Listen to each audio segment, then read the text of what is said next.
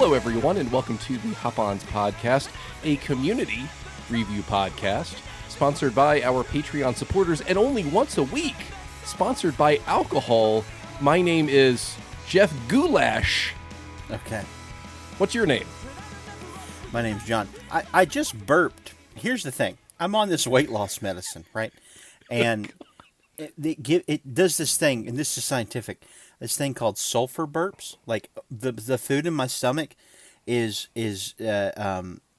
rotting at a much slower rate than yours. And so I burp all the time, and it smells like I'm farting out of my mouth. And it is the worst experience I've ever had, and I do it every day. And so during this podcast, it will happen, and I'm going to probably make some faces over the camera, so I apologize outright. But you were going to ask me a question, Colin, I think. So I'm sure there is a list, and I suspect if I gave you a bit of time to think about this, you could probably make a robust list. Can you think of popular songs that, if not for maybe one line or one small, seemingly insignificant component of the song, it would otherwise be a perfect song? And I'll give you an example. Okay. Piano Man. What's the bad part in that? Okay, so it's the talking with Davy, still in the Navy. It's that particular line that I'm thinking, because it sounds weird. And like the rest of the song is really beautiful. Like the line about the waitress practicing politics. What a fantastic image. Putting bread in my jar. I love that. But it's just like talking with Davy, still in the Navy. And then I was thinking, did he try to rhyme other names with other branches of the military? That's okay. Now, and did you come up with any? Well, not real names, because I can't think like talking with Slarmy, still in the Army? Sure. Yeah, no, because it's really hard. Like, try to rhyme something with Special Forces. Have you heard the song Blinded by the Light? Written by Bruce Springsteen. Made popular by Man for Man Space Band. Fuck Man for Man, by the way. Yeah. What the lyric in that song that needs to be taken out is, as the adolescent pumps his way into his hat, because he's literally talking about jerking off behind a dumpster. And like moms and dads sing that, and I go, that's not what that is about. That's about a guy's working his hog behind a dumpster. It's so bizarre because you would think if you are behind a dumpster, why would you ejaculate into your hat? You would only do that if you were indoors. The world is your sort of oyster rag at that moment, I guess, you know? The world is your crusty sock at that moment. Okay. So there's no I don't reason. I've never here, and also that is a weird thing that happened growing up. I don't see that much anymore.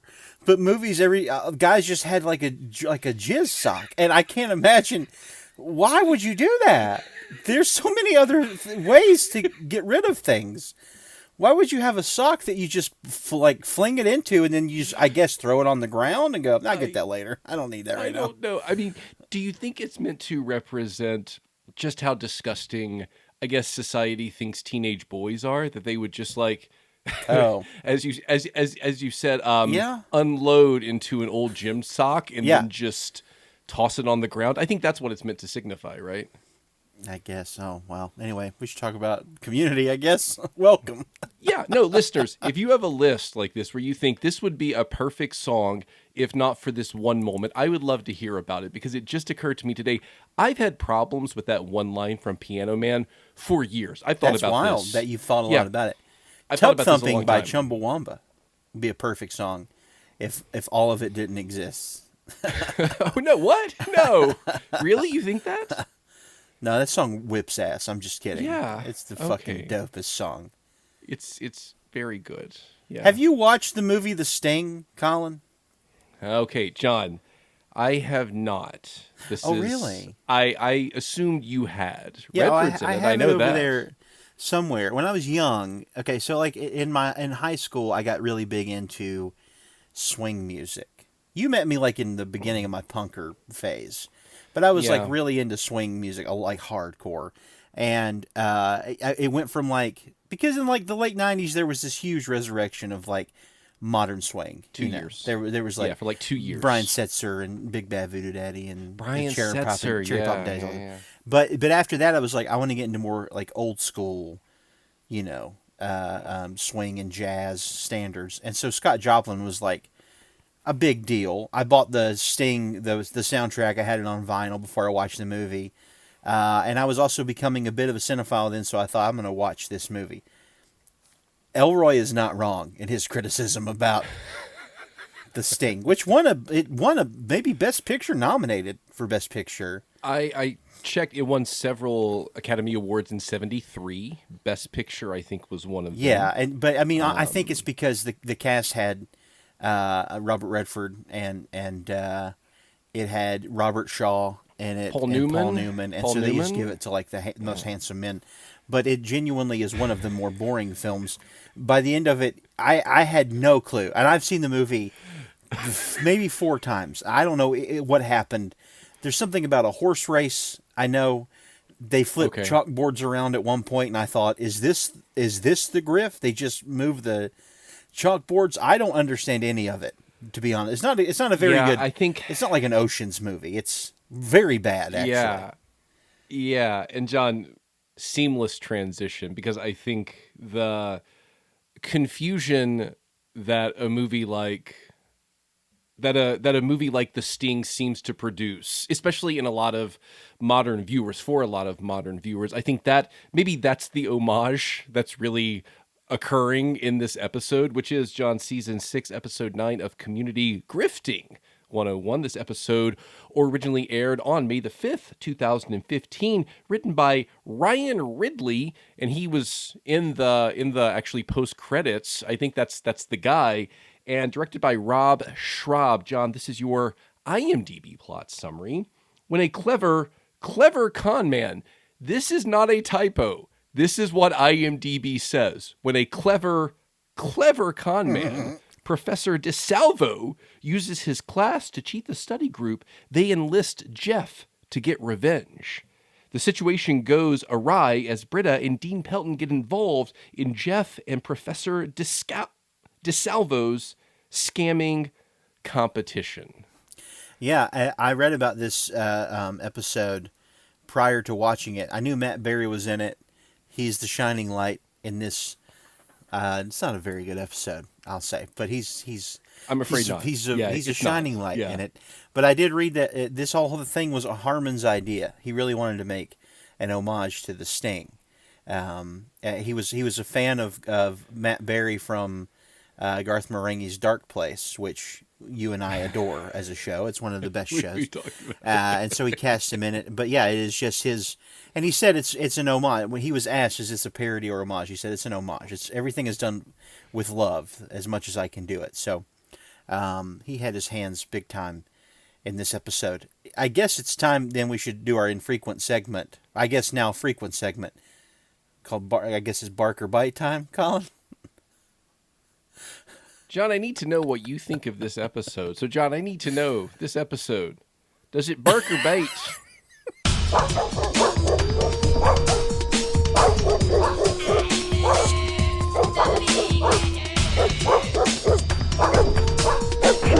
It's just like a dog.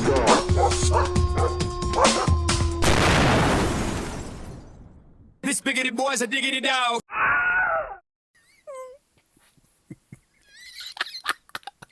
Academy Award winner, Academy Robert Award Downey winner. Jr. Yeah, RDJ. John Cena had his ding dong out at the Oscars. That was the best part. It's the only part I watched. Yeah. I wonder if it was encased in an old sock. Yeah, Who's an to old say, jizz right? Yeah. sock. This episode not good. Not bad. Not a terrible episode by any means. Watchable. I didn't find it. I did not laugh until the end tags, and the end tags made me laugh a lot. That little bit was very funny. I did chuckle when they turned Matt Berry loose and let him yell Midwestern floozy. How he says that, no one else can say it the way he does. That was sort of 10 out of 10 perfect from him.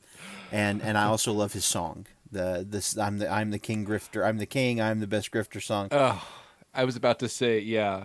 Some say I'm a lucky Yeah. grifter. Some say I'm a lucky king. grifter. Yeah. Matt Berry's phenomenal, but this episode is really. It feels like filler, and I think the cast thinks it feels like filler. So much so that at one point they dance around and just yell "hot dogs" for what feels like an eternity. And I thought we should cut maybe.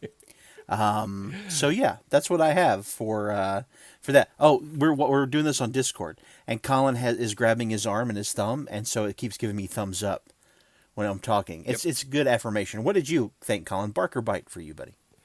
Yeah. Unfortunately, a lot of barking, not a lot of biting. And, that thing you said about Harmon and the homage, I think that's interesting, John, because that's a consistent thing that we've discussed. And I think a consistent thing that he's mentioned when not necessarily defending these episodes, but explaining them. Because I think for Harmon, calling something like this a parody seems offensive to him. And I think you and I have spent a lot of time. I think we recorded a whole Patreon episode about adaptation theory, the differences between, for example, parody, homage, satire. I think the consistent point that you and I have made, maybe oversimplifying the homage, but I think having a useful, workable definition, is that an homage has affection. Parody, it's more critical, maybe more satirical. And I guess the question that I have then, if this is an homage, is it an homage to just how confusing and confounding the Sting is? Is it an homage to, and I want to talk about, for example, the caper or heist story, the caper or heist film, because we've spoken a bit about crime fiction, because Community at times has episodes that feel like homages to crime fiction. But what I also thought was interesting about this episode, and maybe not necessarily why I didn't like it, but one of the reasons why I think you're right, it feels a bit inconsistent with this season, is because this season hasn't had a lot of these kinds of episodes. I mean, there have been times, but I think one of the things that you and I have consistently noticed and marked is how this season seems to have just really funny, interesting episodes and stories without having episodes that do these kinds of big, conceptually ambitious homages and conceits. And we'll get a few more. There's a paintball episode to end the season, but it doesn't feel like a lot of the other paintball episodes. So even the homages this season have felt a little more sedated than homages in previous seasons. And I think that's maybe part of what feels strange about this, because this episode feels like a season 2 or a season 3 episode. It really goes for it. Even if you think about how the title cards work to move the narrative forward, we even begin the episode with one of these title cards, which looks like the cover art for The Sting. If you look, you can Google cover art for that movie. It's meant to look really similar to it. But I think just, yeah, I would agree with you. This is more barking than biting, I'm afraid. Yeah. And can you please explain to the audience what Barker Bite is? Barker Bite is a Hop-Ons podcast segment sponsored by the musician Pit Bull. Also, John, we need to talk about this quickly. We can sidebar. So we've been having fun here during our final season. Just quickly, do you have any thoughts about some of the weird music choices I've made? Not been my favorite of things. Well, that's not true. I'm always surprised by it. The Barker Bite song I don't like simply because it makes my dogs go insane every time I'm listening, like when I'm getting ready for work and I'm playing it. My dogs feel like we are about to get attacked by some type of military, so they get very upset. But other than that, you're doing a great job. Keep it up. That's what I'd say. Oh, John, I forgot to mention this. New free patron. Oh my God, we're way late in this. I hope they're still listening. I know. Is it? Yeah. Is it Pitbull? It is. Yeah. No, it's Hulk Hogan. Yeah. Is it you heard Nelly? the last episode. Yeah. Yeah. No, it's Matthew. Is it Pritchett? I think this is one of the Communities guys. Tell me some meth, please, so I can get arrested by this daddy of a cop with his daddy cop walk and his daddy cop arms and his daddy cop butt. Ow! Oh, one of the communities is here. Hey, Daddy. Hey, Big Daddy. Hey, Yeah. Twitter Daddy. Communities. Ex-Daddy, I should say. finally giving us the love and affection that neither one of us got from our real fathers. Welcome, Matthew. Well, sort of. They will hear us and get behind their keyboards and push their glasses up on their nose and tell us exactly how fucking dumb we are. Community Sky, welcome.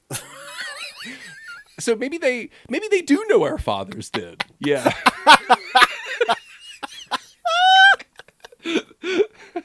But John, yeah, Matthew, welcome, patrons. Yes, good to have thank you. Thank you. So on and so forth. John, okay, let's start with the caper or heist genre. So, a subgenre of crime fiction, or the crime fiction genre. And I have a quote for you. I think this is really nice because I think this helps to differentiate the caper film, the caper story from a crime fiction story. So this is something that Sharon Author Moore says about the caper.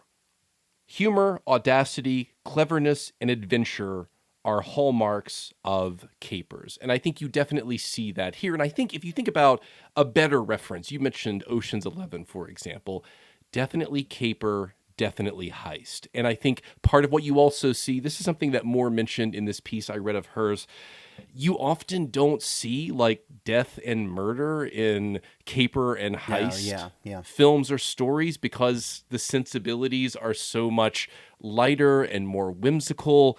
And I think this is absolutely true for this episode, which is why it's more heist caper than it is crime, even though it's all part of this bigger genre. Yeah, when I was younger, the caper genre was one of my favorite genres of film. It still is, but they just don't make them as good as they did when you and I were like right out of high school, early college. It was like the fucking heyday for these movies.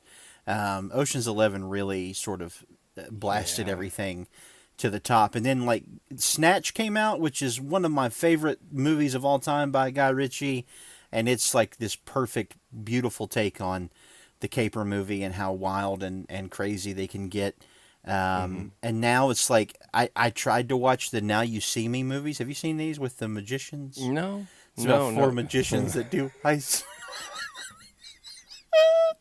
Really? One of the magicians is played by Woody Harrelson. I tried to watch these, and they are I've heard about fucking these. terribly bad. So I think it's a genre that is in need of sort of a relaunch, a reboot. I really want a new one. Isn't there like isn't there like a card counting movie with the guy who played Mark Zuckerberg in The Social Network? Jesse, I mean, he's in the Now You See Me movies. He's but they don't count cards. They throw cards around like they're ninja stars. Oh, I'm thinking of a different movie then, maybe. Are you thinking about Rounders? No, now would yeah. Not a caper. Yeah, not a I mean, caper. definitely no. That's more. I mean, I think isn't that more like crime fiction, right? Yeah, it's like a crime drama. Because the stakes. I mean, because it's serious. I mean, I don't know if Malkovich is serious, but it's a very. He's doing fantastic. He's doing fantastic work.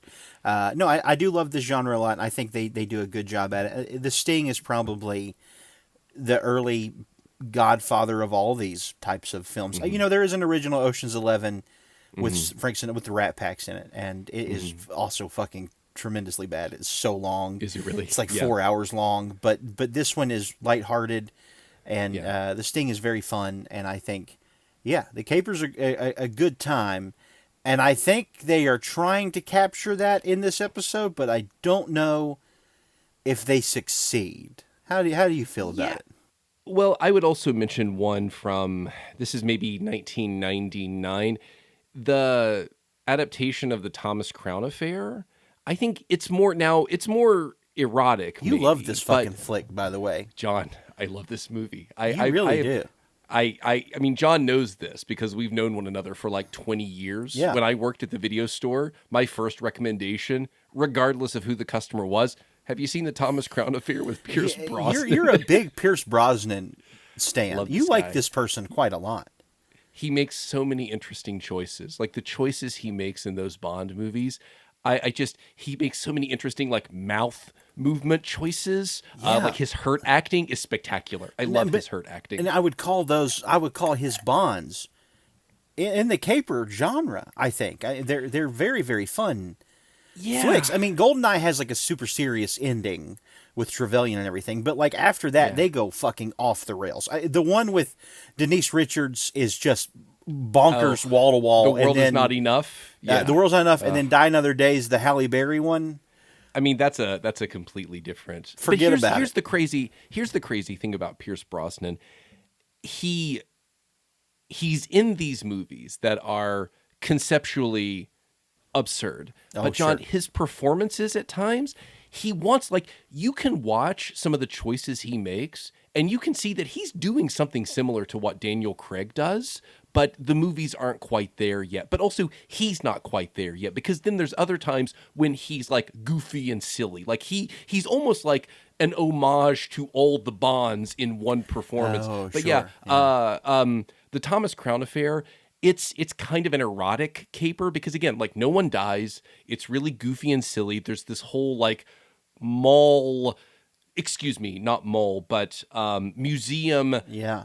I guess like reverse heist at the end where the heist is he's returning the thing he stole. It's very strange. Yeah, but it's very charming. Also an adaptation. No, I think everything you said makes a lot of sense and I would agree with you and like even if you think about the revival of the caper, I think a movie like Reservoir Dogs because it's something of a neo caper, but it's doing so many fundamentally different things than what you would expect from a caper film, Yeah. primarily because of how Tarantino chooses to tell that story.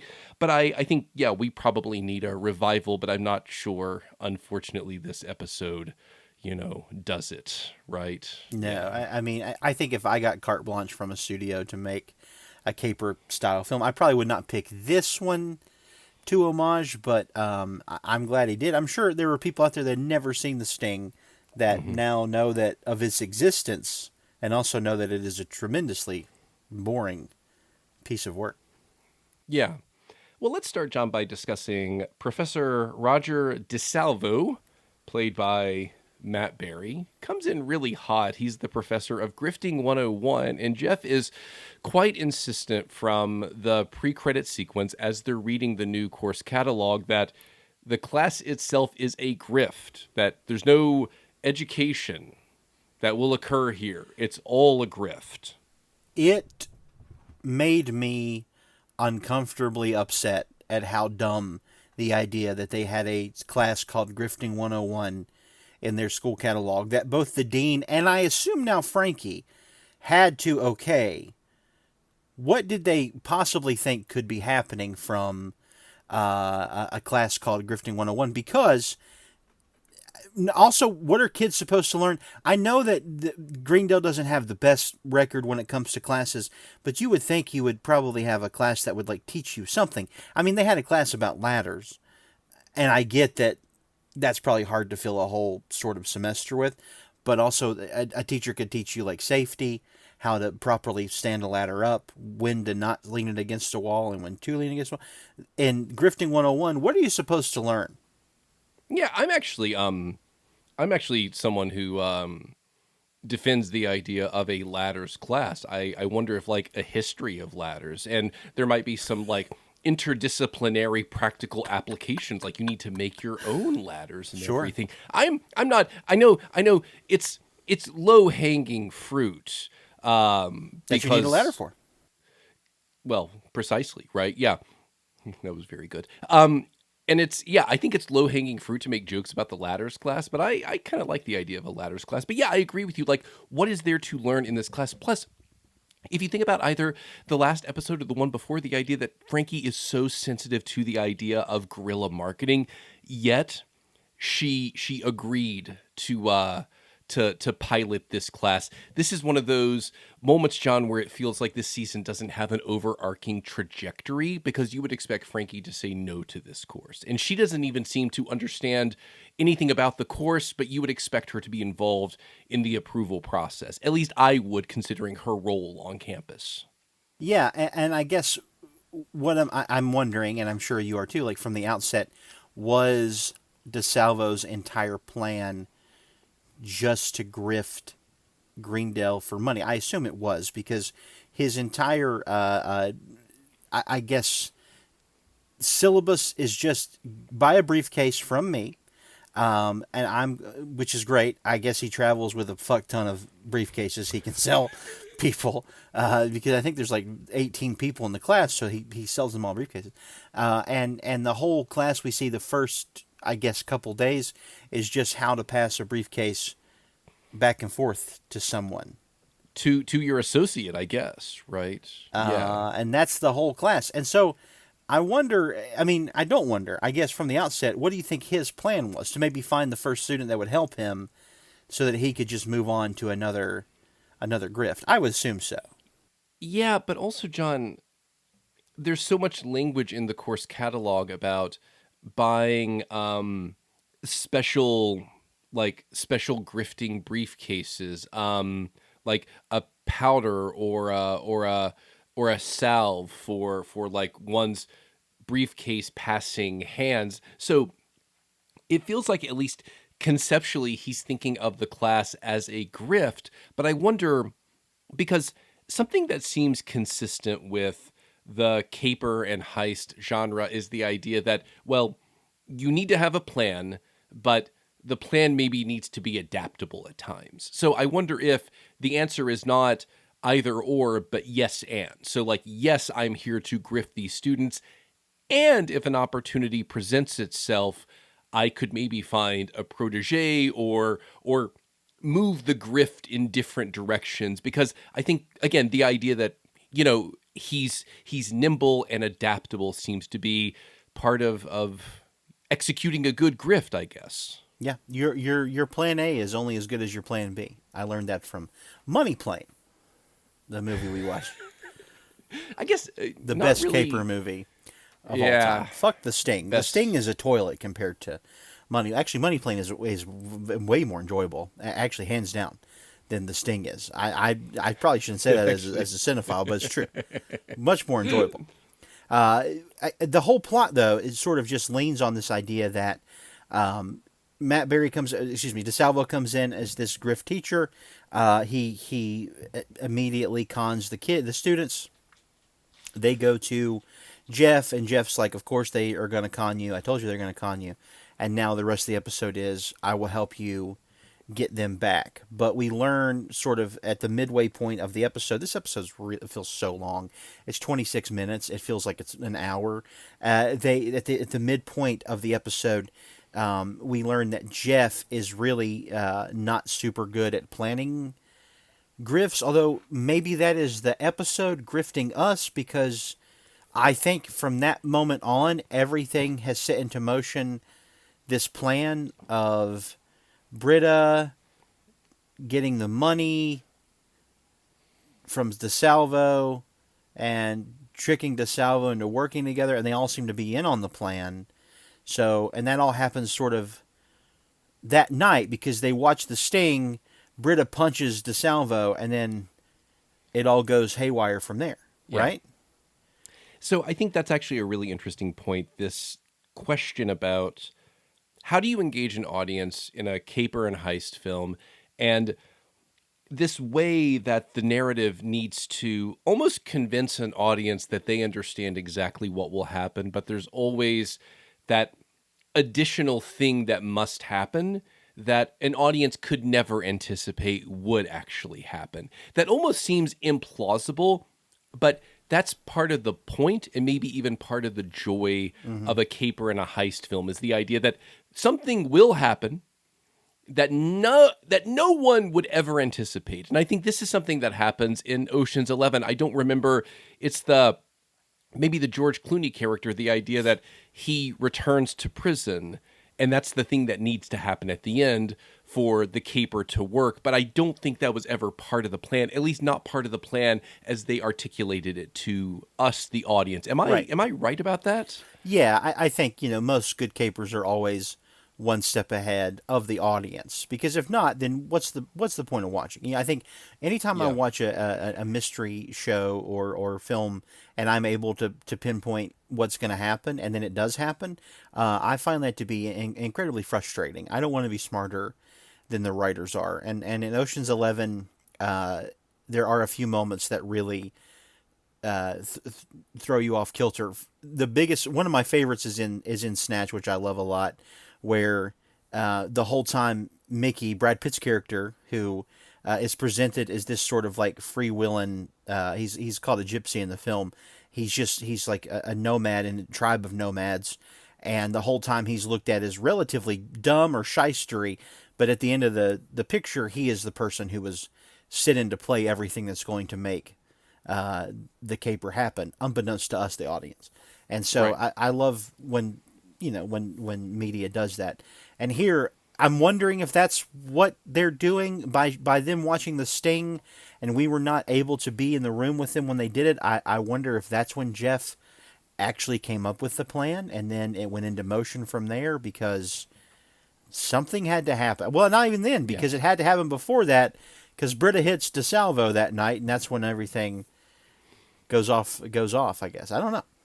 Well, what's interesting is this is an episode that wants you to think it's Jeff's heist, but or Jeff's caper, but it's really Britta's caper, I suppose. I know, I saw it. It did it again. Yeah, the thumbs up. So this is interesting, John, because this is another Britta-centric episode without us necessarily knowing it's a Britta-centric episode. But I was curious about one thing. Maybe this is something we can discuss, especially regarding DeSalvo. So he is the antagonist, I suppose, because I think, again, we are meant to or intended to see the study group as the protagonists of this story. I can't think of a time where the antagonist was also a grifter. And I could be wrong about this, but I can't think of a time when that was true, right? Because in the Ocean's movies, I don't think the Andy Garcia character is a grifter necessarily, but is that like everyone's a grifter, you know? No, I mean that is in the it's the second one, Ocean's 12, which is where they get really meta and they use the Julia Roberts character to act like she's Julia Roberts. Oh, And she meets Bruce Willis, and Bruce Willis like talks to her like she's Julia Roberts, but she's not supposed to be. She's supposed to be, I think Tish is her name.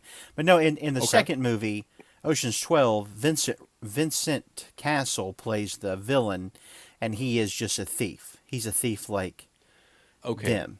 So he is just, maybe I'm wrong about he's that. trying to con them as well. Yeah, I mean, I think there's a lot of films that do that. You know, the big one being, and it's more murdery, but like, you know, Moriarty is like, Yeah. when I watch like the Guy Ritchie Sherlock Holmes movies, which are the really fun ones, there's always a sense of that happening in the background, like Yeah. him being But I played, don't but think, also like, still having the upper hand Yeah. of being played. But like, yeah. but like Sherlock's not trying to grift him or anything, I guess. No, but they are pulling like these like cool, you know, sort of intricate heists to flush him out or to get to the bottom of things, or to, I don't know. I mean, all those feel like that now. It's complicated. Yeah, for sure. Yeah. No, I guess like the question that I really have is with someone like DeSalvo. So he's trying to grift them, but then they're trying to grift him. So it's like grifts all the way down, Yeah. I guess, which that seems to be maybe one of the funnier moments of maybe homage, or perhaps even, again, like affectionate satire here. The idea that like everyone's a grifter in this story, instead of there being, again, a set of grifters or a set of characters performing a heist on someone who knows they're performing the heist. Right. They're all just trying to grift each other. And even like there seems to be this moment where like Britta's grifting them, and yet they're also grifting DeSalvo at the same time or simultaneously. Again, as I'm describing it, this is part of what's so unbearable about this episode, is like you don't know what the fuck's happening most of the time. Yeah, So, I mean, they even comment. They even like pull commentary on it. Like even Elroy is like, the word has lost all meaning. We have said it so many times that it just has become a verb for anything. It's like using the word motherfucker. You can use it for anything, and that's what grift is turned into by the end of this. Yeah. And I think that's one of my favorite moments about the show, is that Elroy has really just become the audience. He's just like completely embodies the audience, because he's so fucking fed up with all of it, as we all are. And yeah, I think I'm struggling to like find a lot to talk about because the episode it's packed full of things, but really not a lot happens. Which is That's a great way to describe it. I mean, Yeah, it's like yeah, it's yeah. packed fucking full. I mean, it's nonstop, breakneck speed. But in reality, all that happens is they do like a fake insurance fraud with DeSalvo. Britta and DeSalvo have this fake sort of insurance scam where he falls, and instead of suing the school, he's like, just give me $50,000 in cash. So Yeah. they hand it over, which I guess they just have at the school. They just have 50 grand. I'm assuming Frankie and the dean are in on this from the outset. They give him the money, and then for no reason they do a briefcase swap, which is very funny in the worst imaginable way. But it's not like a cool briefcase swap. Really, it's just Britta making out with DeSalvo for Elroy to clumsily reach through a shelf and pull the It's so briefcase. loud. It's so loud. It's very incredibly funny. loud. And that's the whole grift. That's the whole thing. And then they have bought 100 briefcases, and they do like a mix-up with the briefcases.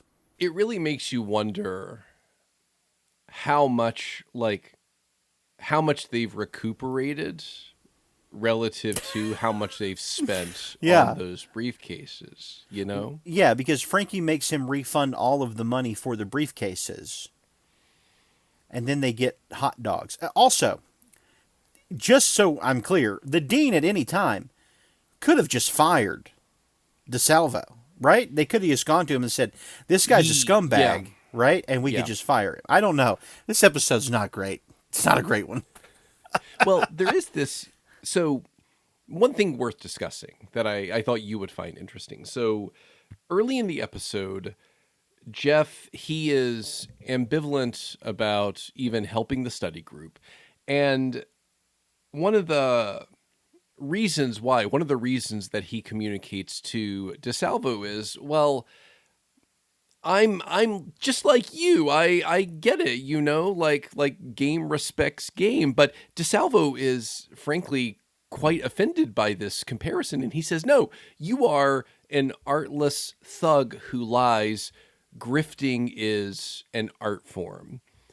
This is an interesting idea. The idea that grifting is an art form and what Jeff does is lying, or what Jeff did in the past was lying. Do you agree with DeSalvo that everything Jeff did when he masqueraded as a lawyer, even though he was clearly a fake lawyer, was he just lying? Was there some artistry to what he did? Is there artistry to what DeSalvo does? Artistry, no. Not at all that I can see. I think Jeff was... I think the difference between like being a grifter and doing what Jeff did is that Jeff has empathy, and Jeff actually starts to feel things as he's doing it. DeSalvo is just a scumbag who wants to steal, and so that I would call being a grifter. I don't think it's got an art form to it. I think it's it's the same thing. It's just the person who is, not lying, but who is the artless thug, quote unquote, at the end of the day, is a better person because at least they have some type of feeling in their soul, whereas DeSalvo is just stealing money. That's all he's doing. Yeah, Maybe that's no, the it is difference. interesting because there's a lot of different ways to describe and theorize what art is, but if art is nothing more than a self-serving endeavor that does nothing for, let us say, the audience or the people receiving it, then I'm not sure what it is. If art is nothing more than just solipsistic self-gratification, and there's nothing that an audience member or someone viewing it or watching it could extract as something enjoyable, pleasurable, etc. But then I guess one could ask, is the audience in question those being grifted, or I guess some nebulous concept of like a third party viewing this and enjoying the meticulous artistry of the grift itself that the grifter concocts and constructs. But I guess then, like, you're operating under the assumption that there's someone watching you, which maybe that's interesting. But I think I would agree with you. It sounds like what DeSalvo does, or what he's attempting to suggest or articulate, is I do art as a way of obfuscating from what he really does, which is, yeah, just lying and manipulating people. Yeah, because the only thing like performative he does in the episode is he slides on his cowboy boots and then runs down some stairs and bites a fake blood capsule, which Chang immediately calls out as being fake. Right. But he said he can't taste the blood because he's got diabetes. We found that out. But like a Yeah. performative artist is like, when I think about like Catherine Zeta-Jones in Entrapment with Sean Connery, when she's like ducking behind all the lasers, and people remember that because of her butt cheeks. But you think about Sure, this, yeah. it's just, he just runs and then he lays down like he fell. Is that Yeah. an art form? No. Well, I guess he would probably argue the whole narrative itself is the art form. But then, John, I think back to the class itself, and I mean, Jeff sees it for what it is. It is so transparently a grift.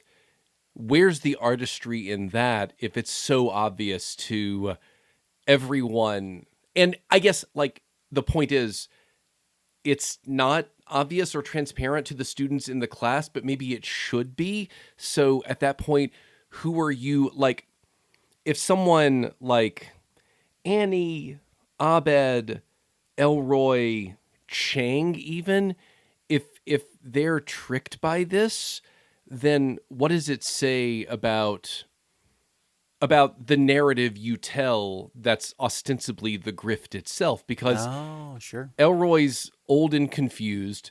Chang is crazy. I think Abed would probably pay, we know this, like, for an experience. Abed would pay copious amounts of money irresponsibly. Annie, I'm not really sure what well, I mean, Britta's in the class too, but like Britta's stoned most of the time. So it seems really like she's an easy mark. I guess like Annie's presence here confuses me, but the larger point I'm trying to make is I don't understand the artistry of the class because it seems obvious to anyone really from the first day that there's no real substance here. The class itself is just a grift. So yeah, it feels like, John, the larger grift is the story that DeSalvo tells himself about what he does. This is really a self-grift in a lot of ways. It's no Ethan Hunt stealing the IMF knock list. Now that's a grift. No, it's not. You Now want to that's talk about a grift? That's a grift. well, that's a caper, right? What's the difference? I guess, what is the difference? I don't Is think there there a is one. difference? Is there? Yeah. So he's grifting the U.S. government, I suppose. I guess so. Is there a difference? Now, those movies all feel like caper movies to me. They do. They do. Yeah. And like, imagine like if Ethan Hunt taught the grifting class, he would actually really teach you some high quality knowledge. What do you think he would teach you? Like, what does Ethan Hunt have to teach that DeSalvo clearly does not? Oh, number like, I'm sure you couldn't get all the knowledge out of the man's brain, but like, reading people is probably the first thing he would go for, right? That's a pretty big one. How to like read your mark, find your mark, communicate about your mark. The mark, I like to say mark like I'm in a heist group, you know? Yeah. There's the mark. Like in the first Avengers movie, they kept saying the word play. Is that your play? Oh, did they really? John, they said it so much. Dude, You know, try Joss to Whedon find- wrote that, and he's a piece of shit. Talk about a grift, am I right? Like this guy convincing us that he was a feminist. Yeah, that was quite the grift. Yeah, Yeah, I think this episode has the sad and bad fortune of coming after the previous episode, which had so much more heart in it. and just it went off the rails in a way that felt meaningful. This episode also goes off the rails, but nothing sticks. And I think if Matt Berry weren't here, this would be one of the more forgettable episodes of the show. I think Matt Berry is a juggernaut of a comedic actor. He is so funny. And just the way he says words, his actions are really good. But I think without him, I don't think this is a salvageable episode of television. I mean, the study group's doing the best they can, but yeah.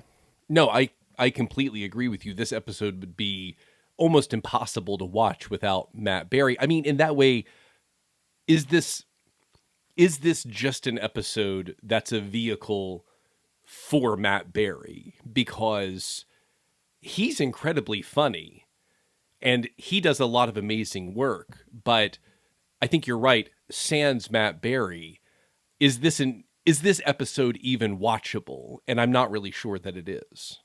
Yeah, I mean, and knowing like in the production that Harmon was a big fan of Matt Berry and wanted to use him on the show, it would make sense that he would try to get something for him to be the star in, and this is the most sensible thing to get Matt Berry in, as he's very good at being quite sleazy when he needs to be, and I think this is sort of a spotlight on him.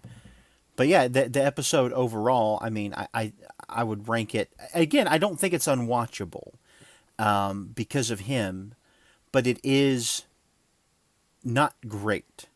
It's fun and fluid and completely off the rails. So there's never a moment where you're feeling like a downer. At least I don't think.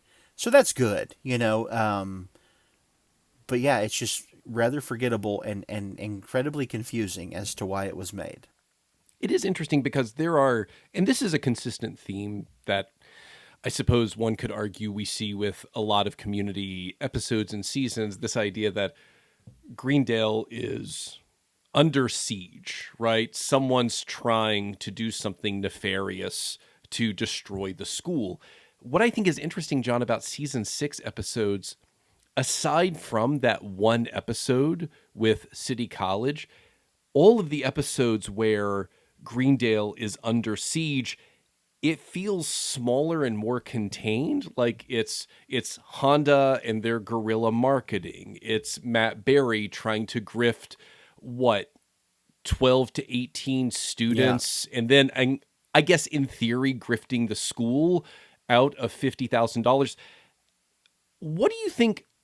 What should we make of the fact that Greendale feels less under siege this season from these larger forces? Like this is not a situation where Chang's attempting a Napoleonic coup. This is not a situation where the school feels in any real danger from, let us say, the guys from the school board, right? All of these grifts, if we wanted to call them that, all of these moments of maybe peril and exploitation, they feel quite small relative to the bigger things that have happened in the past, which I guess, John, might suggest that Greendale feels far more stable than it has. But I think that's something interesting that this episode maybe doesn't say, but it almost puts a punctuation mark on a lot of things we've seen throughout the season, which is Greendale seems fine, I guess, which that feels new.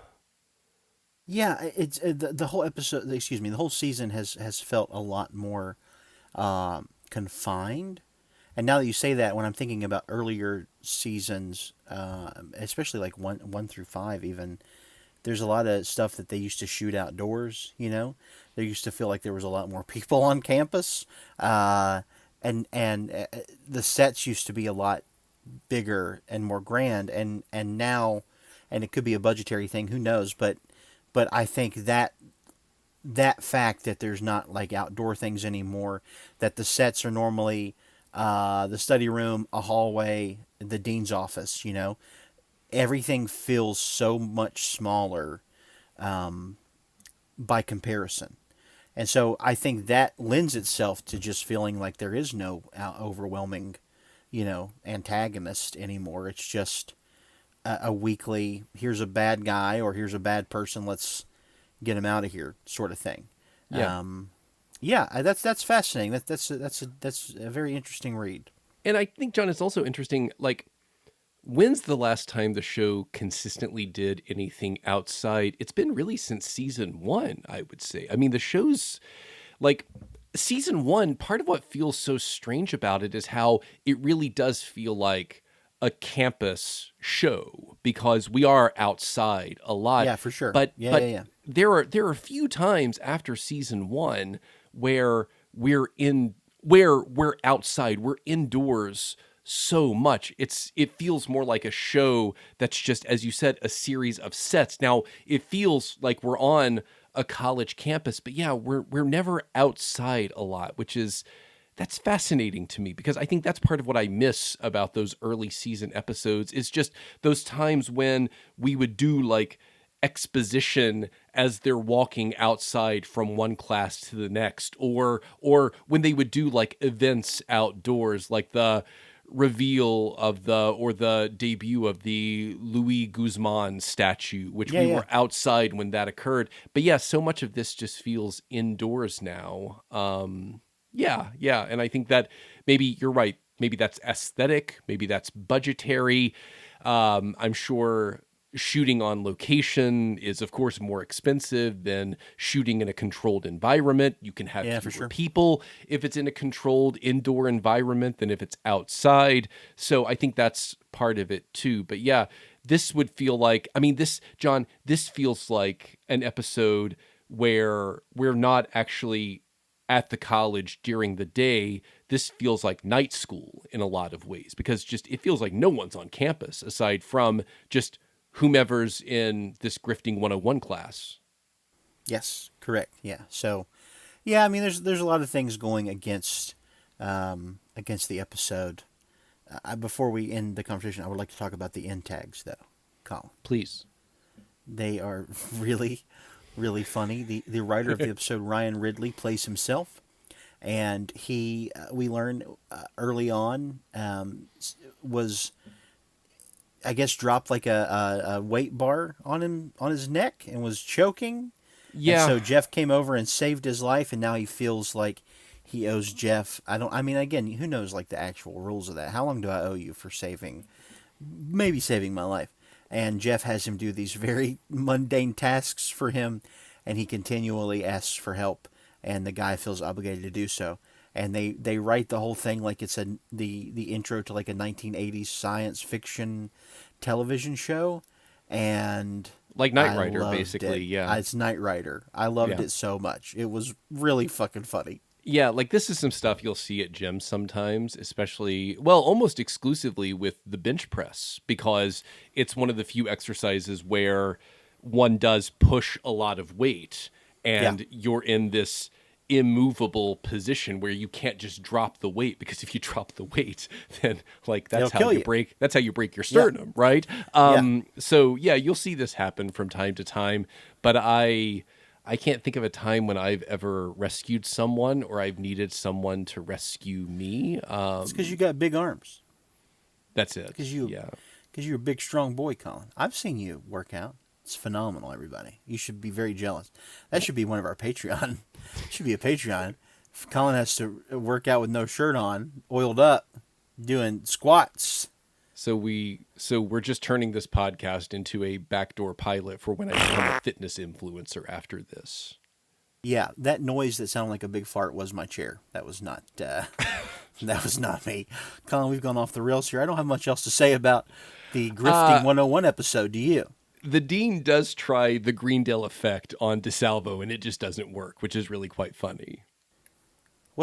He tries to do what? What's he do? It's called the Greendale effect. Do you remember earlier this season? Yeah, he says with Elroy? we have a lot of classes you can even pay in cash for. Yeah. And he puts the class catalog in the briefcase. Yeah. That is quite good. He tries to because I think you and I, we didn't use this language, but it feels like a grift when the Dean does that, right? Yeah.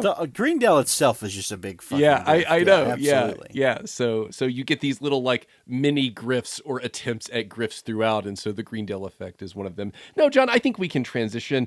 So, John, John. Yeah, that's me. I need to know who makes the Dean's List, which Oh. is to say, who is your best performance? It's Matt Berry. I mean, he's most of the episode, and he is phenomenal, and I love him. What about you?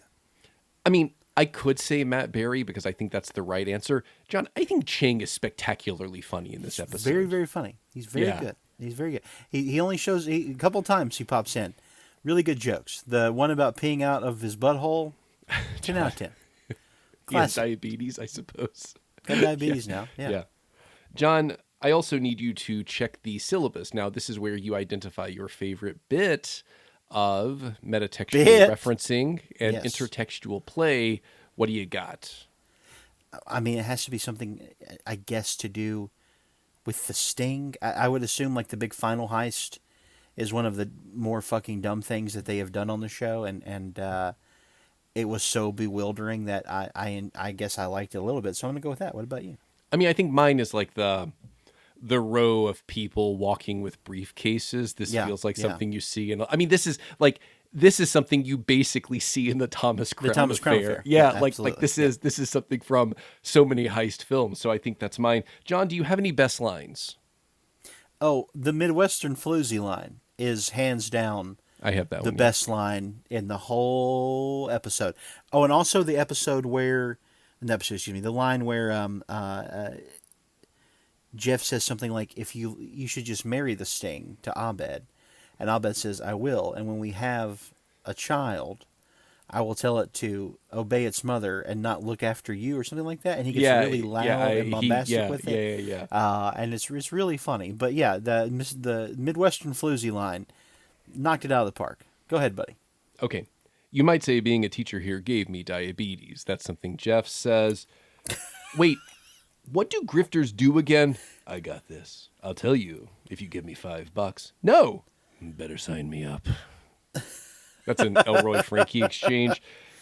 My name is Professor Roger DeSalvo for the time being, for I use many a pseudonym, such as Jeff Goulash, Philip Switch, and Baz... that one's hard to say. Baz Ravish, for I am a grifter. And this is Grifting 101. That's how Matt Berry introduces himself. Oh no, grifters. I better watch my french fries unless counterfeit. Where'd you learn to do that? That's something Jeff says. Very funny. Shouldn't you be on some kind of reverse pissing contest to determine who's laziest? Wait, is that where you suck it back up in your butt? I'm sorry, I've only ever done it the other way. You mean peeing?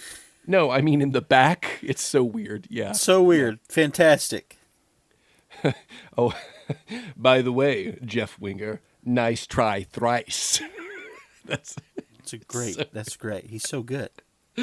Are you grifting me out of my arms? That's something Britta says when he says something about being disarming. Dude, you hit me with a woman's hand, you Midwestern floozy. I lived in New York. Of course, Britta shouts that. Chasing, yeah. Were you counting the amount of money or the number of stacks? That's something Frankie asked the dean because he just counted the stacks of money, Yes, which not is the so actual good. dollars. Britta keeps me grounded in reality. You can't expel her with 4 weekisodes left in the Caesar smear. It's a great Abed line. It's fantastic. See, it's starting, and that's what he says after that line. Some say I'm a lucky grifter. Some say I'm a king. It's so weird. Fantastic. John, Yes, that is our that's me. conversation for Season 6, Episode 9 of Community Grifting 101. John, we have a Patreon page. Speaking of grifting, Yeah, indeed. Yeah. we have a Patreon. We have I think maybe 3 episodes left of our Patreon. Something like that, yeah. We'll see. If you want to get the exclusive good ass content, head on over there. $3 a month gets you all the content. $7 a month, you become producer of the show, and we tell you how much we love you every episode. You also get a sticker, and the content above that, you get a shirt, the sticker, the content above that. We watch The Sting together, I guess. Come over. We'll make some brownies, watch The Sting. Everybody will fall asleep within the first 45 minutes. Sure. And then the rest of your day is just sort of shot from there. But yeah. And John, with that, we can thank our producers. So thank you to the following producers of the Hop-Ons podcast. Thank you to Yes. Katana, Crindy, Rachel, Kate, Daniel, Lars, Rob, Robin, Rob, Jeff, and Andrew. And the second link in the show notes is to our Threadless page if you would like Hop-Ons podcast merchandise. And John, if someone were so inclined to rate and review the podcast, what would you say and what would I say? Well, it would be very nice. Ratings, reviews help the show get noticed, and we will read your rating and review here on the show. These beautiful dulcet tones from southwestern Virginia will belt out your review like the bard Willie Shakespeare himself. Speaking of which, Colin, I know there's a big holiday coming up for you in a couple of days. How are you gonna celebrate the Ides of March? I don't know. We'll see. I haven't decided yet. Caesar salad, perhaps? Maybe. You're still Johnny Caesar in my cell phone from. I'm still that, Johnny Caesar. Yeah, that's because a pretty good name. I think you had a disagreement on Twitter with someone from Panera, maybe. Chili's. I had not someone, the entire establishment known as Chili's. I had a disagreement with them. I will not be having their Caesar salad. I had a great Caesar salad over the weekend, by the way, at this place in Bristol. They had their own house-made dressing. I don't want to go off on a tangent, but let me tell you something. A good house-made Caesar, forget about it. 10 out of 10. I like a Caesar salad. It's simple. Yeah, I love it. It's good. You got to have the good dressing, otherwise I don't care. It wasn't an anchovy-based Caesar. It was an avocado-based Caesar. See, this is something delicious. I always need to ask, because you would be surprised how many places will not clarify on the menu that their Caesar dressing has anchovies. And of course, I'm a vegetarian, so I don't eat anchovies. Yeah. Correct. Yeah. Anyway, if you celebrate the Ides of March, let us know how. I would love to know. Yeah, if you stab your best friend, if you do it for democratic reasons, we could talk. But yeah, I'm curious. Yeah. That's it. Okay. Well, I think For we're the done. Hop-Ons podcast. Yeah. I got nothing else to say about Grifting 101. I love everybody that listens to this. That's it. That's not a grift. That's from the heart and soul. Well, John, to all of our listeners, thank you for sitting at our bar and putting bread in our jar. My name is Colin Cox. My name is John Phelps. Goulash. Sing me a song. You're the piano man. Sing me. Play me a song, you're the piano man.